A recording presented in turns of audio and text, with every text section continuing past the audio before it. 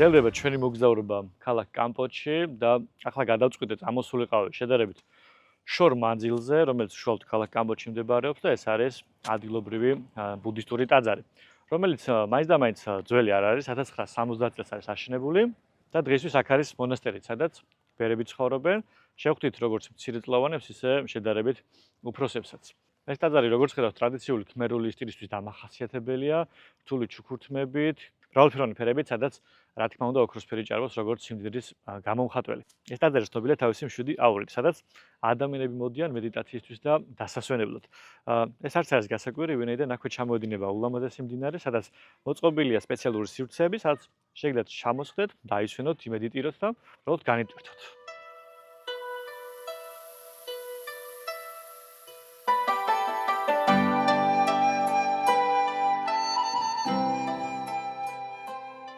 Wat ტრაიოვი კაოხის ტაძრის არქიტექტურა ტრადიციული ქმერული დიზაინთა და რთული დეკორაციებით გამოირჩევა, რაც რეგიონის ღრმა კულტურულ და სულიერ მემკვიდრეობას ასახავს.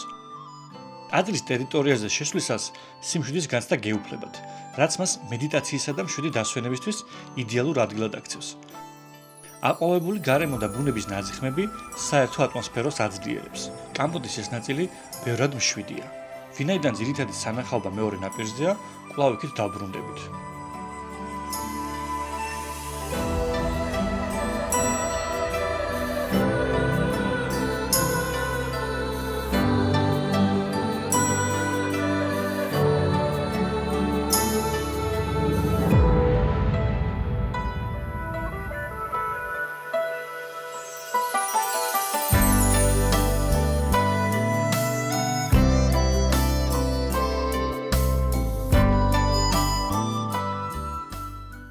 კამპოტში გადაადგილებისას რამდენიმე ისეთ მონუმენტს შეხვდებით, რომელიც ქალაქის სიმბოლოთა სახით ითვლება.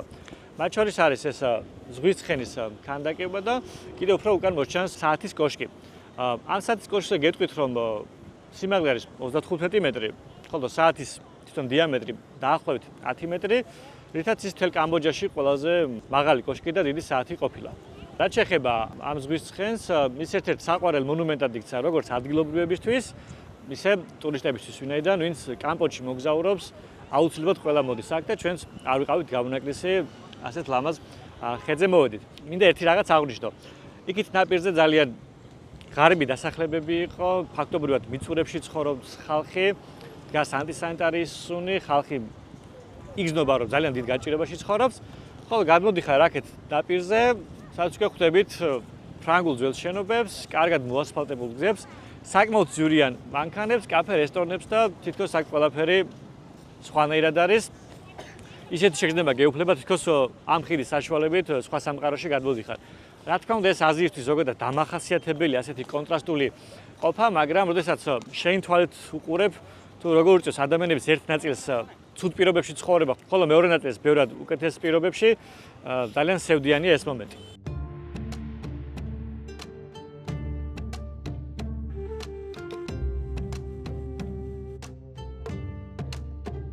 დინარე პროექტუაკ ჩუს ნაპირებზე გაშენებული კამპოტის ძველი უბანი ქალაქის კულტურული და ისტორიული გულია. ოდესღაც ფრანგული კოლონიური სავაჭრო ცენტრი დღესაც ინარჩუნებს ძველი სამყაროს ხიბლს, პასტელური ფერის შენობებით, თაღოვანი ვერანდებითა და ძველი ფასადებით. ქუჩის მოვაჭრეები ადგილობრივ ნობათს თავაზობენ გამლელებს, რაც ქალაქს განსაკუთრებულ სიცოცხლეს წენს. კოლონიური სტილისა და ტრადიციული ქმერული არქიტექტურის ეს ჰარმონიული ნაზავი კამპოტს სხვა კამბოჯური ქალაქებისგან გამორჩეულ იერსახეს ანიჭებს. კამპოტის ძველუბნებში სეირნობა ისტორიისა და თანამედროვე ცხოვრების ცოცხალ სინთეზს. რესტავრირებულ ისტორიულ შენობებში დღეს კაფეები, ბუტიკ სასტუმროები და რესტორნებია განთავსებული, რაც გარემოს ერთდროულად გამოცოცხლებულსა და მშვიდ ატმოსფეროს წენს. მზარდი პოპულარობის მიუხედავად, ქალაქმა მაინც შეძლო თავისი აუჩქარებელი რიტმისა და ავთენტურობის შენარჩუნება. ეს ადგილი იდეალურია მათთვის, ვინც ისტორიას, გამორჩეულ ხილსა და კამბოჯური ყოველდღიურობის ნამდვილ სულს ეძებს.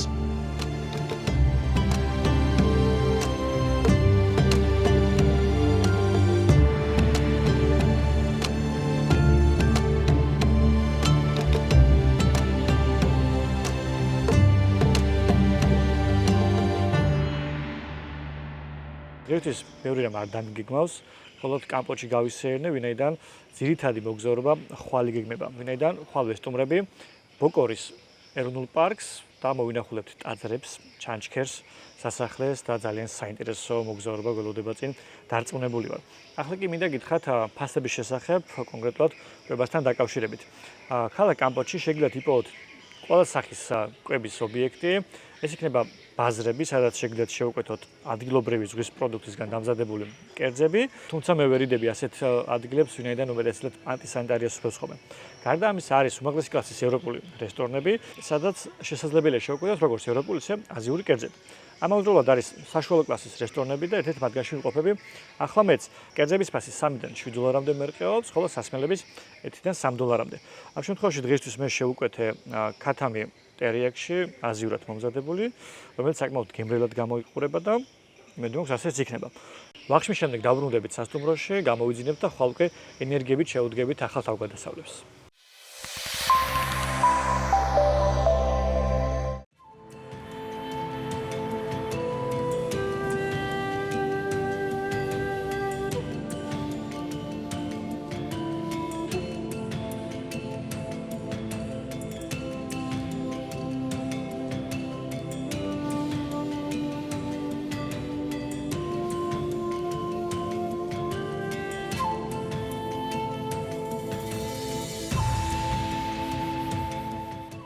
დავიწყეთ დღევანდელი ტური ბოკორის ეროვნული პარკის მიმართულებით.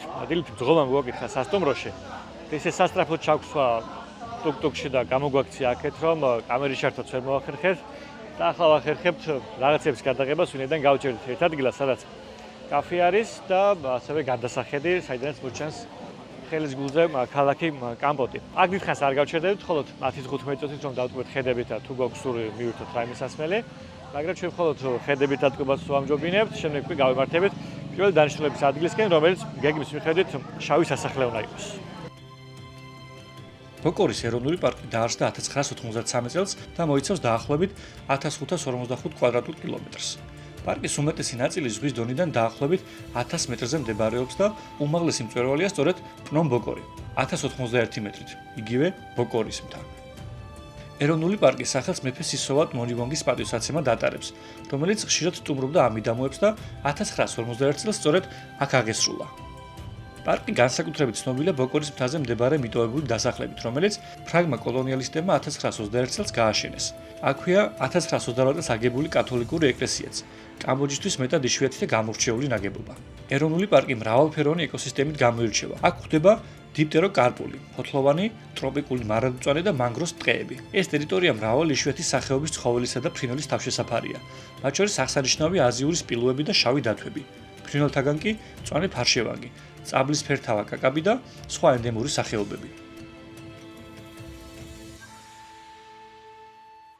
მოდით ჩვენი პირველი დანიშნულების ადგილას, რომელიც არის შავი სასახლე. ეს იყო მეფე სიჰანუკის საზაფხულო რეზიდენცია, რომელიც ეროვნულ პარკში მდებარეობს. ერთი ცნობის მიხედვით ის 1926 წელს უნდა აშენებულიყო, როდესაც მეფე იყო მეფე მონივონგი. შავი სასახლე იმიტომ ვქია, რომ ეს აშენებულია შავი ქვით და ხით, რაც იმ დროისთვის ყოფილა ძალიან ძვირი და მხოლოდ წარჩინებულ ხალხს შეძლო ამასალიც გამოყენება სამშენებლო მიზნებისთვის და რასაკვირველია მეფეს სწორედ ასეთი ძვირად გრებული სასახლე ექნებოდა. მართალი ეს არ გამოირჩევა სხვა სასახლეების მსგავსად არ არის ძალიან დიდი, ახლა საერთოდ მიტოვებულია, მაგრამ მდებარეობა განსაზღვრავს მის განსაკუთრებულობას, ვინაიდან გარშემო მართლა საოცარი ბუნებაა. სასახლე კოლონიური და ადრეული პოსტკოლონიური პერიოდით თარიღდება. ერთი წყაროსნობით ის აშენდა 1936 წელს, მეფე სისოვატ მონივონგის დროს, როგორც მთის დასახლების კეთილმოწყობის პროექტის შემადგენელი ნაწილი.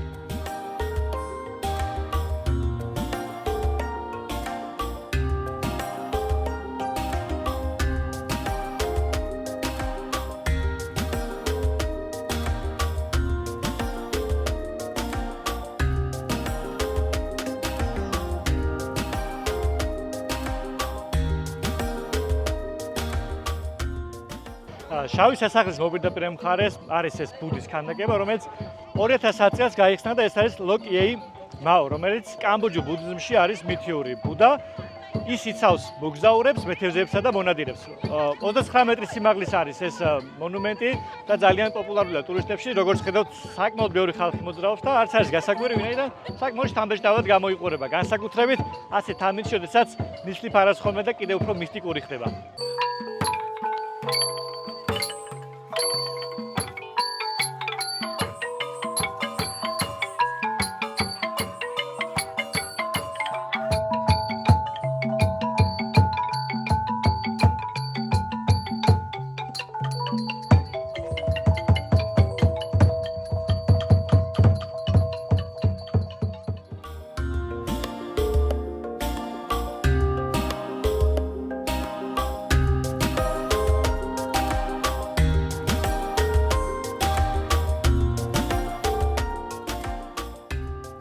ამ ტერიტორიაზე ტურისტებთან ერთად ბევრ ადგილობრივსაც შეხვდებით.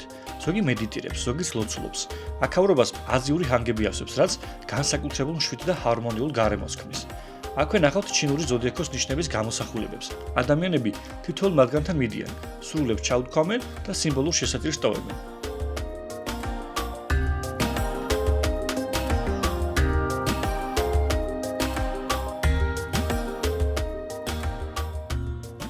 ფოკორის სამთო დასახლება ფრანგული კოლონიური შენობების კომპლექსს წარმოადგენდა. იგი 1920-იანი წლების დასაწყისში აშენდა როგორც მაღალმთიანი ფუფუნების კურორტი და კოლონიური მაცხოვრებლების თავშესაფარი. მიუხედავად იმისა, რომ ტერიტორია დიდხანს იყო მიტოვებული, მიმდინარე რეკონსტრუქციისა და განახლებული ინფრასტრუქტურის წყალობით, ადგილი ახლა მნახველთათვის ადვილად მისაწვდომია. კოლონიელმა ფრანგებმა ეს მაღალმთიანი კურორტი სპეციალურად სამხედროებისთვის ააგეს, რომლებიც რეგიონისთვის დამახასიათებელი დამთვრგნელი სიცხისგან დახსნასა და გრილ გარემოში დასვენებას ესწრაფოდნენ.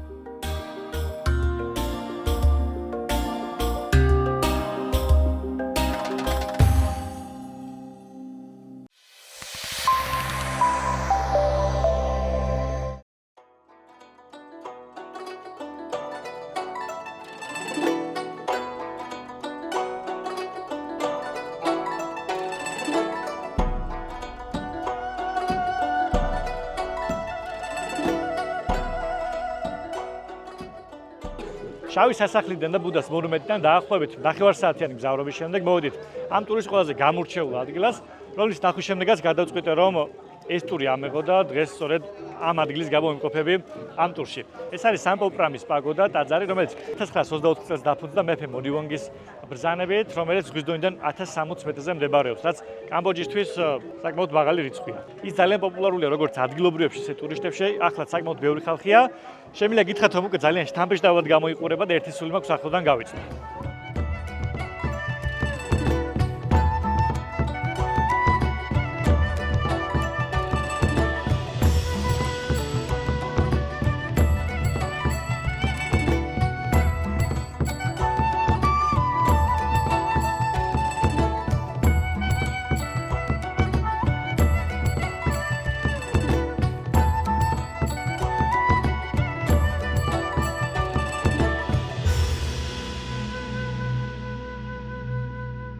სამპოპრამის პაგოდა ნიშნავს ხუთი ნავის პაგოდას, ტაძარს, რაც გამომდინარეობს ახლოს არსებული კლდეებისგან, რომელიც ფორმით წააგავს დასვენებულ ნავებს. სწორედ ამის გამო დაერქვა ეს სახელი.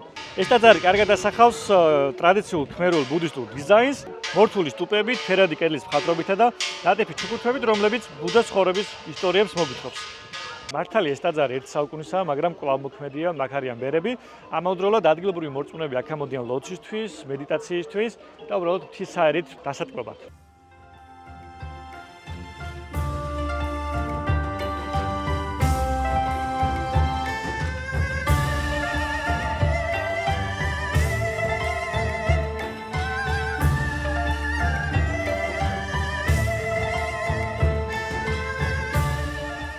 სულიერი დანიშნულების გარდა, ვატ სამპოპრამი კამბოჯის ბუნების, რელიგიისა და კოლონიური მემკვიდრეობის მჭიდრო კავშირის სიმბოლოა. ეს არის მარადიული ადგილი, სადაც უძველესი ტრადიციები და თანამედროვეობა ჰარმონიულად ერწყმის ერთმანეთს. ნისლიან ამინში, როდესაც პაგოდა ღრუბლებში ლივლივებს, აქაურობა ზღაპრულ, ირეალურ იერს იძენს.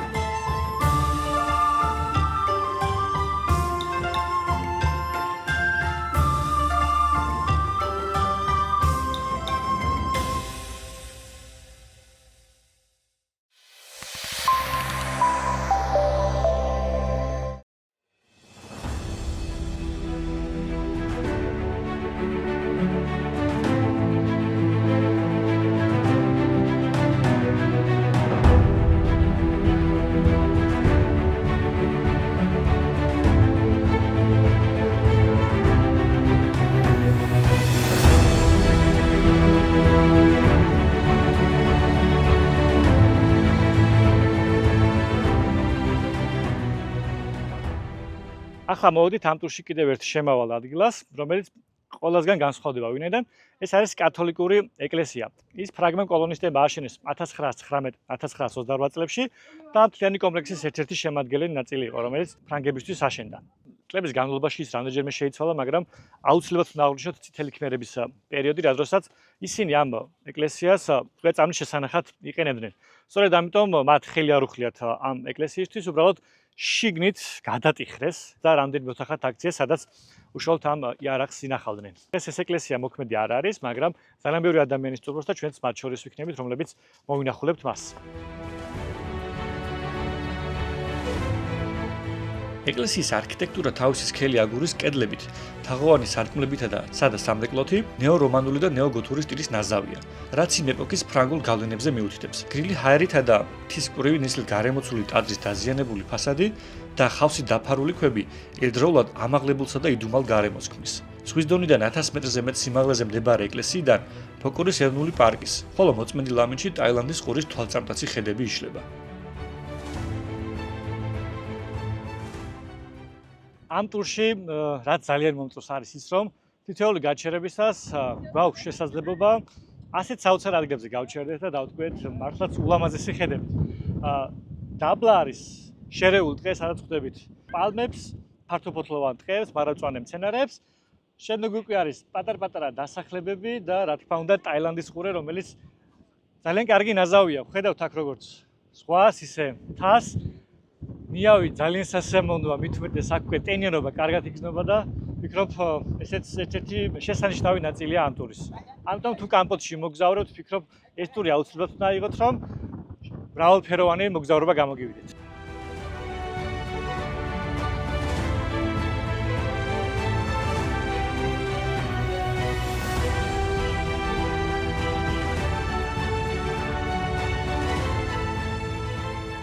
აქედან ბოკორის ტბის ხედიც იშლება. ისტორიულად იგი ახლომდებარე სასტუმროსა და დასახლების მტკნარი წყლით მომარაგების წყაროს წარმოადგენდა.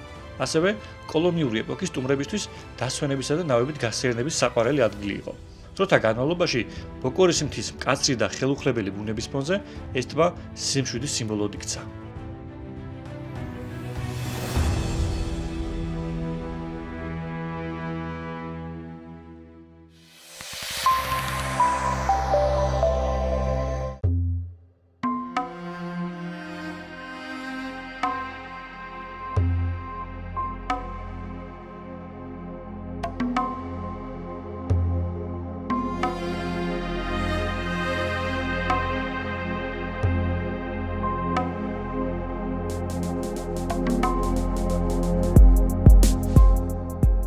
ჩემს უკან არსებულ შენობას ქვია ბოკორის სასახლე და სწორედ ეს შენობა იყო იმ კომპლექსის მთავარი ნაწილი. ვინაიდან აქ მხოლოდ წარჩინებული ადამიანები ცხოვრობდნენ ან სტუმრად მოდიოდნენ. კოლონისტურ პერიოდში აქვე გახსნეს კაზინოც, სადაც ეს წარჩინებული ხალხი თავს იქცევდა გართობით, ხოლო შემდეგ შეეძლო ამ არაჩვეულებრივი ხედებით დამტკბარიყო. ამ შენობამ ისტორიის განმავლობაში ბევრ ამას გაუძლო. 50-იან წლებში ის დაიხურა, ხოლო მას შემდეგ რაც კამბოჯამ დამოუკიდებლობა მოიპოვა 1953 წელს, მეფე ნოროდომმა კვლავ გახსნა ის, ასევე სამეფო წარჩინებული ადამიანებისთვის, სანამ წითელი ქმერები მოვიდოდნენ აქ. 70-იან წლების შემდეგ კვლავ დაკეტილი იყო ეს შენობა 2012 წლამდე. მას შემდეგ რაც ეს ტერიტორია კერძო კომპანიამ იყიდა და აპირებენ რომ აქ რეკრეაციული ზონა გააკეთონ. რაც არ უნდა გასაკვირი იყოს, ეს შენობა ახლა არის 5 ვარსკვლავიანი სასტუმრო. მართალია გარედან დაანგრეულს გავს და მიტოვებულს, მაგრამ შიგნიდან როგორც გვითხრეს, საკმაოდ მაღალი ხარისხის ოთახები და მომსახურება. ახლა სტუმრები არ ყავთ, რამდენადაც ვიცი, ვინაიდან ისინი ჯერ კიდევ პირველი სტუმრებისთვის ემზადებიან.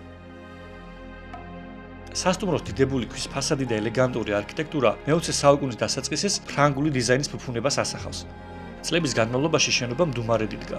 მკაცრი კლიმატისგან დაზიანებული, თუმცა მაინც საოცრად შთამბეჭდავი. 1979 წელს ვიეტნამის ინტერვენციის დროს წითელმა ქმერებმა აქ შეაფარეს თავი და რამდენიმე თვის განმავლობაში მედგარ წინააღმდეგობას უწევდნენ მოწინააღმდეგეს. 1990-იან წლების დასაწყისისთვის ბოკორის მთის დასახლება წითელი ქმერების ერთ-ერთ უკანასკნელ საყრდენ პუნქტად რჩებოდა.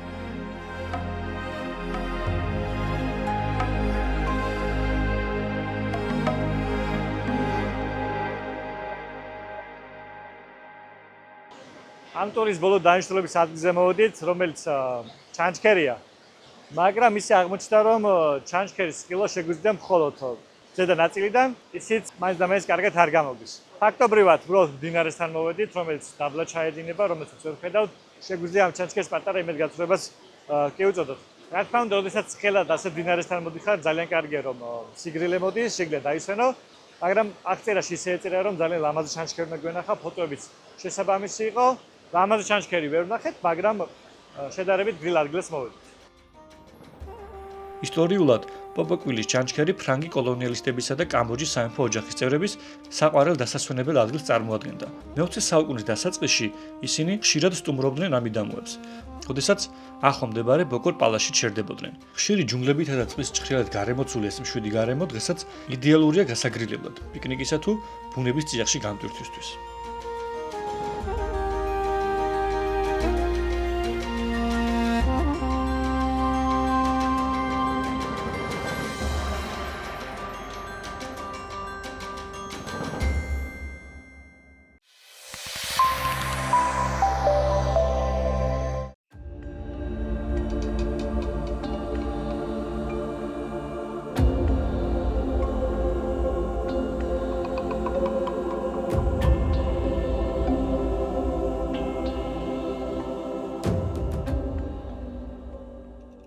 ტურიდან დავბრუნდით უკან, ნივთები დავალაგეთ სასტუმროში და ახლა გამოვიდი ქუჩაში, რომ სანაპიროზე გავისერნო და იმედი მაქვს, რომ კარგი ლამაზი მზის ჩასვლითაც დავტკბები. უფრო მეც მოველოდი ამ ტურისგან, ვინაიდან როდესაც ნახე ის ადგილები თუ რაც უნდა მოგვენახულებინა და ფოტო-ვიდეო მასალა, საკმაოდ მეც მოველოდი, მაგრამ ამის მიუხედავად განსაკუთრებით მომეწონა ბუდას ქანდაკება და ძველი ბუდისტური ტაძარი, თავისი საოცარი მდებარეობით, არქიტექტურით, გარშემო არსებული გარემოთი. ვინც იმოგზაურებთ აქ, მაინც გირჩევთ, რომ ამ ნახევარდღიან ტურში წასულიყავით. როგორც გითხარით, ახლა სანაპიროზე ვარ, წესით ლამაზი მზის ჩასვლა უნდა იყოს, ამიტომ გავაგზავნებ სეირნობას და ნახავ, რამდენად გავიმართლებ სამჯერად. დიდი ხნის ლოდინი არ დამჭირვებია, რომ მზეც ალისფრად ააელვარა. ბევრს აღარ ვისაუბრებ, დაგიტოვებთ ამ ლამაზ ხედებს.